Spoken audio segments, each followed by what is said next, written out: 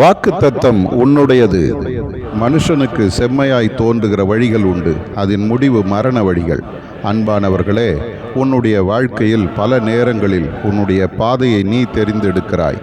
உன்னுடைய வழி உன் பார்வைக்கு செம்மையாயிருக்கலாம், ஆனால் என்னுடைய பார்வைக்கு அது செம்மையாயிருக்குமா என்று நீ யோசிக்க வேண்டும்.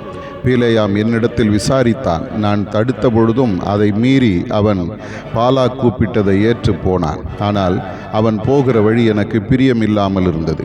இன்றைக்கும் அநேக நேரங்களில் உன் வழி, உன்னுடைய எண்ணங்கள், உன்னுடைய சிந்தனைகள் எனக்கு பிடிக்கவில்லை. உன்னுடைய வழியை எனக்கு நீ ஒப்புவித்து நீ என்மேல் நம்பிக்கை வை. நான் உன்னை நடத்துவேன் என்று நம்பு, நன்மை செய்வேன் என்று நம்பு.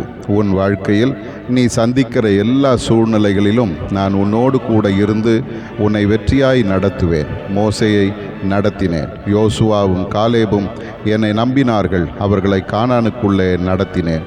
தானியேல் எனக்காக வாழ்ந்தான், அவனை மேன்மைப்படுத்தினேன். இன்றைக்கு நீ எனக்காக வாழ்வாயா? உன் வழியை எனக்கு ஒப்புவித்து என்மேல் நம்பிக்கை வைத்து எனக்கு காத்திருப்பாயா? நீ அற்புதங்களை காணும்படி நான் உன்னை நடத்துவேன், நீ அதிசயமாய் இருப்பாய். ஆதார வசனம், உன் வழியை கர்த்தருக்கு ஒப்புவித்து அவர் மேல் நம்பிக்கையாயிரு, அவரே காரியத்தை வாய்க்க பண்ணுவார். சங்கீதம் 37:5.